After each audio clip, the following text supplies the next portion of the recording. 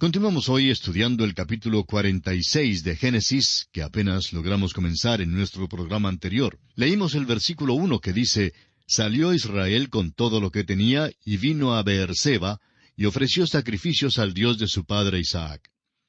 Concluimos nuestro programa anterior diciendo que este hombre Jacob no acostumbraba a buscar a Dios ni a pedirle su dirección. Sin embargo, vemos aquí que ofrece sacrificios a Dios. Ahora acude a Dios y fíjese usted que Dios será bondadoso para con él y se le aparecerá. Leamos los versículos 2 hasta el 4. «Y habló Dios a Israel en visiones de noche y dijo, Jacob, Jacob. Y él respondió, heme aquí. Y dijo, Yo soy Dios, el Dios de tu padre. No temas de descender a Egipto, porque allí yo haré de ti una gran nación. Yo descenderé contigo a Egipto, y yo también te haré volver, y la mano de José cerrará tus ojos». Dios prometió que haría de Jacob una gran nación en la tierra de Egipto. Ahora, ¿cumplió Dios su promesa? Bueno, si quiere avanzar algunas páginas en su Biblia, lea conmigo lo que dice aquí en Éxodo, capítulo 1, versículo 7. «Y los hijos de Israel fructificaron y se multiplicaron, y fueron aumentados y fortalecidos en extremo, y se llenó de ellos la tierra». Hubo una verdadera explosión de la población entre los israelitas en la tierra de Egipto. Ahora, ¿cómo se explica eso? Dios estaba cumpliendo su promesa a Jacob. Pasemos ahora al versículo 5 y leamos hasta el 7 de este capítulo 46 de Génesis. «Y se levantó Jacob de Beerseba, y tomaron los hijos de Israel a su padre Jacob, y a sus niños y a sus mujeres, en los carros que Faraón había enviado para llevarlo. Y tomaron sus ganados y sus bienes que habían adquirido en la tierra de Canaán, y vinieron a Egipto, Jacob y toda su descendencia consigo, sus hijos y los hijos de sus hijos consigo, sus hijas y las hijas de sus hijos, y a toda su descendencia trajo consigo a Egipto». La vida de Jacob se puede dividir en 3 etapas que coinciden con 3 sitios geográficos: la tierra de Harán, la tierra de Canaán y la tierra de Egipto. Estos no son tan solo sitios geográficos, sino que denotan también 3 niveles espirituales comunes a todos nosotros. Jacob salió de la tierra con solo su cayado que lo acompañaría el resto de su vida. En primer lugar llega a Harán, y allí es un hombre de Dios que vive según la carne. Ahora salió corriendo de Harán, huyendo de su suegro, y con temor de encontrarse con su hermano Esaú. Luego tenemos la segunda etapa de su vida en la tierra de Canaán, donde tuvo su lucha con un ángel. Es ahora un hombre de Dios que lucha con sus propias fuerzas. Ahora va a Egipto y no necesita caminar o correr, desciende en carros, apoyándose sobre su cayado, y ahora sí camina por fe. Aunque José es sobresaliente en esta sección del Génesis, cerciórese usted de anotar las evidencias del hombre espiritual de fe en la vida de Jacob. Jacob llega al fin a ser el tipo de hombre que Dios quería que fuera. Solo Dios puede hacer este tipo de hombre. Permítanos declararlo de nuevo. La vida de Jacob en Harán representa al hombre de Dios que vive en la carne. La vida de Jacob en la tierra de Canaán representa al hombre de Dios que lucha por sus propias fuerzas. Y la vida de Jacob en Egipto representa al hombre de Dios que ahora sí camina por fe. Creemos que esto es también verdad en cuanto a muchos de nosotros hoy en día. Hubo aquel tiempo en nuestras vidas cuando primero conocimos al Evangelio, la palabra de Dios, y confiamos en Cristo. Luego vino aquel período de lucha cuando pensamos que nos era posible vivir nuestra vida espiritual por nuestras propias fuerzas. Tal vez ese período duró años. Luego vino el tiempo en que crecimos en la gracia y en el conocimiento de nuestro Señor Jesucristo. Amigo oyente, no se desanime. Recuerde que pasaron años antes de que Dios perfeccionara a Jacob. Un diamante no se labra de la noche a la mañana. Notemos en los versículos 5 al 7 que se nos dice que Jacob descendió a Egipto con todo lo que tenía. Ahora, ¿por qué si es que iba solo para una visita? Bueno, porque había hambre en la tierra. Llevó sus posesiones, sus hijos y también sus nietos, y creemos que había también bisnietos. Y así llegamos ahora a la lista de todos los que descendieron con él. Es muy importante porque esta es la genealogía que conducirá hasta Jesucristo mismo y que continuará en el resto de la Biblia. Pero siendo que es tan fastidioso leer tantos nombres, no vamos a leer toda la genealogía. Usted puede leerla a solas. Sin embargo, quisiéramos dirigir su atención a estos versículos que contienen una verdad muy importante. Estamos leyendo los versículos 26 y 27 de Génesis 46. Todas las personas que vinieron con Jacob a Egipto, procedentes de sus lomos, sin las mujeres de los hijos de Jacob, todas las personas fueron 66. Y los hijos de José que le nacieron en Egipto, 2 personas. Todas las personas de la casa de Jacob que entraron en Egipto fueron 70. Había 70 personas que descendieron a Egipto. Por supuesto, José y su familia ya estaban allí esperándoles, y 66 viajaron desde Canaán. Todos eran descendientes de Jacob, y en esta genealogía todos se mencionan por nombre. ¿Por qué están todas estas listas de nombres en las Sagradas Escrituras? ¿Es que Dios no tiene informaciones más importantes que estas para darnos? Amigo oyente, la verdad es que no hay nada más importante que nuestro Señor Jesucristo, y esta es la genealogía que conduce a Él. Encontraremos que algunos de estos nombres están en la genealogía que es dada en Mateo el capítulo 1, en el principio del Nuevo Testamento. De nuevo, veremos algunos de estos nombres también en la genealogía que nos da Lucas en el capítulo 3. Por eso, estas listas de nombres son importantes. Además, hay otra razón, y esta es muy personal. ¿Ha oído usted alguna vez hablar del libro de la vida del Cordero? ¿Está su nombre escrito en aquel libro? Está escrito allí si es que usted ha aceptado personalmente a Jesucristo por la fe como su todo suficiente Salvador. Y es que, amigo oyente, usted está en la línea de Adán. Todos estamos en esa línea. Llegamos a esa línea por el simple hecho de nacer. Pero llegamos a la línea de Jesucristo también por nacer, pero por el nuevo nacimiento. Se efectúa al recibir a Cristo como nuestro Salvador personal. Al recibirlo, llegamos a ser hijos de Dios. Esto es lo que nos dice el apóstol Juan en su Evangelio capítulo 1, versículos 11 y 12. A lo suyo vino, y los suyos no le recibieron. Mas a todos los que le recibieron, a los que creen en su nombre, les dio potestad de ser hechos hijos de Dios. ¿Cuánta importancia tiene usted? Bueno, aquí hay una indicación de la importancia de cada individuo. Dios hace la lista de estas personas por nombre, porque yo no le conozco a usted, ni usted a mí, pero Dios nos conoce a todos personalmente. El hecho es que Él hasta cuenta nuestros cabellos. Nos conoce a cada uno mucho mejor que cualquiera otro. Aún nosotros mismos no nos conocemos. Su querida madre, por ejemplo, nunca ha contado sus cabellos. En cambio, Dios sí los ha contado. Nos conoce a usted y a mí íntima y personalmente. Amigo oyente, Dios nos ama a cada uno de nosotros. Cristo murió por cada uno de nosotros. Cuando usted asiste a un partido de fútbol en un estadio grande, ve a miles de aficionados que andan sin ningún pensamiento de Dios. El arquero allá en la grama es muy importante en los ojos de todos y saben muchísimo en cuanto a él. En cambio, no saben nada con respecto a Dios. Sin embargo, Dios conoce a cada uno de ellos. Nos dice que cada uno le es precioso. Yo no le conozco a usted, amigo oyente. Es posible que se sienta perdido dentro de esta gran explosión de la población con los millones de personas que hay a nuestro alrededor hoy en día. Pero permítanos decirle que usted es ante Dios un individuo. Dios conoció a todas las personas en la lista de esta genealogía. Las conoció por nombre, y se deleitó en escribir sus nombres aquí porque son de Él. Por eso quisiéramos hacerle de nuevo la misma pregunta. ¿Está escrito su nombre en el libro de la vida del Cordero? Leamos ahora el versículo 28 de este capítulo 46 de Génesis. Y envió Jacob a Judá delante de sí, a José, para que le viniese a ver en Gosén, y llegaron a la tierra de Gosén. Y José unció su carro y vino a recibir a Israel su padre en Gosén, y se manifestó a él, y se echó sobre su cuello, y lloró sobre su cuello largamente. ¿Qué cuadro tenemos aquí, amigo oyente? En cierto modo, nos hace recordar el regreso del hijo pródigo, aunque José no es pródigo. Fue un encuentro glorioso. José se echó sobre el cuello de su padre y le abrazó y lloró allí. La palabra de Dios dice que lloró largamente. No sabemos por cuánto tiempo sería, pero estamos seguros que quiere decir que no era simplemente un apretón de manos carente de significado. La emoción aquí fue genuina y sincera. Ahora el versículo 30 dice, Entonces Israel dijo a José, Muera yo ahora, ya que he visto tu rostro y sé que aún vives. ¡Qué gozo para el viejo Jacob! Francamente, amigo oyente, creemos que Jacob era un viejo que estaba ya listo para morir. Creemos que apenas logró hacer el viaje, pero Dios lo sustentó y así pudo llegar a la tierra de Egipto.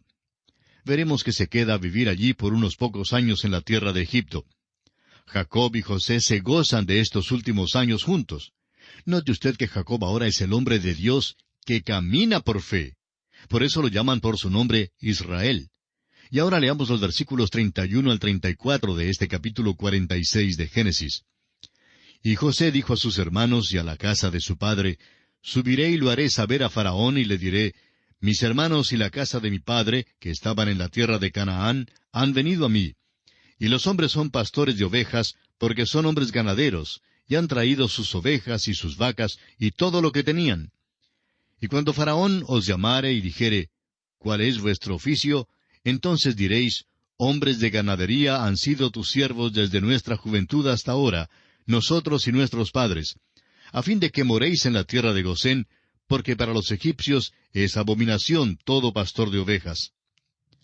Aquellos pastores tuvieron el mismo problema en aquel día que tuvieron más tarde los pastores en el oeste de los Estados Unidos. Se nos dice que en el occidente del estado de Texas, si un hombre trataba de criar ovejas en aquella región, se encontraba en mucha dificultad. Se daba cuenta que no tendría vecinos de ninguna manera, es decir, encaraba muchísima dificultad. De la misma manera a los egipcios no les gustaban los pastores. Es interesante que la palabra de Dios ha tenido tanto que decir en cuanto a pastores. Estos hombres eran pastores que criaban ovejas, como los que todavía crían ovejas en la tierra de Israel. Esta es la figura que se emplea para describir a nuestro Señor. Él es el buen pastor que da su vida por las ovejas. Él es el gran pastor que hoy día cuida de sus ovejas. Es el príncipe de los pastores que todavía ha de aparecer. Se llama el pastor. El pastor todavía es abominación al mundo, y todavía el buen pastor no es recibido, ni aún hoy en día. Los que se han apartado de la palabra de Dios han inventado a un Jesús que, aunque es aceptado por el mundo, ni siquiera se parece al Cristo de la Biblia. El Señor Jesús, como verdaderamente es, el Señor Jesús de la Biblia, todavía es rechazado hoy en día. El Jesús que han inventado aquellos que se han apartado de las enseñanzas de Dios es un hombre que nunca vivió. Declaran que no hubo un nacimiento virginal, ni que hizo milagros, ni que murió por los pecados del mundo, ni que fue levantado de la muerte. Amigo oyente, no hay documento alguno sobre un tal Jesús. No hay tal persona como la que ellos describen. El verdadero pastor es aquel que murió por los pecados del mundo. Fue nacido de una virgen e hizo milagros. Resucitó corporalmente del sepulcro. Aquel es el pastor que al mundo no le gusta. Ese es el pastor que el mundo no acepta. Pero ese es el pastor que la Biblia presenta como el único al cual deben seguir las ovejas. Los pastores eran abominación para los egipcios. José entonces aconseja a sus hermanos que digan a Faraón que son pastores y que crían ganado. En realidad tenían tanto ganado como ovejas. Notaremos más adelante que Faraón les dará la tierra de Gosén y les pedirá que cuiden de sus ovejas, a fin de que los israelitas llegaran a ser los pastores de las ovejas en la tierra de Faraón. Es en realidad maravilloso ver que ahora la familia de Jacob vive en la tierra de Gosén. Esta será su habitación por mucho tiempo. Más tarde, después de la muerte de José, llegaron a ser esclavos en la tierra de Egipto, pero Dios estará con ellos a través de todo aquel tiempo. Llegarán a ser una nación allí, y luego Dios los dirigirá para salir de esa tierra bajo el mando de Moisés. No hay documento que afirme que Dios se apareciera jamás a José. Sin embargo, ciertamente vemos la providencia de Dios en la vida de José. Ahora, nos es obvio que José tuvo que llegar primero a Egipto para preparar el camino, de manera que toda la familia de Jacob pudiera más tarde descender a la tierra de Egipto. Y en esta forma concluimos nuestro estudio del capítulo 46 del libro de Génesis. Y nos encontramos ahora en el capítulo 47. Los 70 miembros de la familia de Jacob habitaban ahora en Gosén, y José los presenta a Faraón. Debido a la gravedad del hambre, José compra todos los animales y la tierra de Egipto para Faraón. Y José jura que no enterrará a Jacob en Egipto. En el capítulo 46 vimos cómo Jacob con toda su familia había llegado a la tierra de Egipto. José, por medio de una jugada estratégica, los trajo a la tierra de Gosén, la tierra más rica en aquel día. Pero ahora se encuentran en medio de un período de hambre universal, y ninguna tierra tiene mucho valor al dueño en un tiempo así. Veremos que hasta aquí este será el mejor capítulo con respecto a la vida de Jacob. Jacob no se veía tan bueno como primero lo conocimos en la Escritura. El hecho es que realmente no había vivido la vida de fe, sino hasta cuando llegó a Egipto. Creemos que este capítulo, más que cualquier otro, revelará esto. El hambre ha llegado ahora a ser más intensa y mucho peor. Las gentes de todo el mundo estaban bajo los efectos del hambre, pero Canaán y Egipto son las únicas tierras mencionadas, porque son las tierras que tienen que ver con el desarrollo de la historia que se nos relata aquí. Leamos el primer versículo del capítulo 47 de Génesis. Vino José y lo hizo saber a Faraón y dijo, Mi padre y mis hermanos y sus ovejas y sus vacas, con todo lo que tienen, han venido de la tierra de Canaán, y he aquí están en la tierra de Gosén. José vino al palacio a presentar a su padre y a los hermanos al faraón de Egipto, pero primero los instala en la tierra de Gosén antes de pedir un lugar para ellos. Se puede ver la estrategia de José en esto. Si ya estuvieran viviendo allí, pues Faraón estaría más inclinado a darles esa tierra. Después de todo, ya se habían mudado a las casas y habían desempaquetado sus posesiones. Ahora los versículos 2 y 3 dicen, Y de los postreros de sus hermanos tomó 5 varones, y los presentó delante de Faraón. Y Faraón dijo a sus hermanos, ¿Cuál es vuestro oficio? Y ellos respondieron a Faraón, Pastores de ovejas son tus siervos, así nosotros como nuestros padres. Ya vimos anteriormente que los pastores y los ganaderos no se llevaban bien en aquellos días. A los egipcios simplemente no les gustaban los pastores. No les gustaba ese trabajo de pastorear. Eso pues les abrió la oportunidad a los israelitas de hacer algo que bien podían hacer y que a los egipcios no les gustaba hacer. Y ahora los versículos 4 al 6 dicen, Dijeron además a Faraón, Para morar en esta tierra hemos venido, porque no hay pasto para las ovejas de tus siervos, pues el hambre es grave en la tierra de Canaán. Por tanto, te rogamos ahora que permitas que habiten tus siervos en la tierra de Gosén. Entonces Faraón habló a José diciendo, Tu padre y tus hermanos han venido a ti. La tierra de Egipto delante de ti está.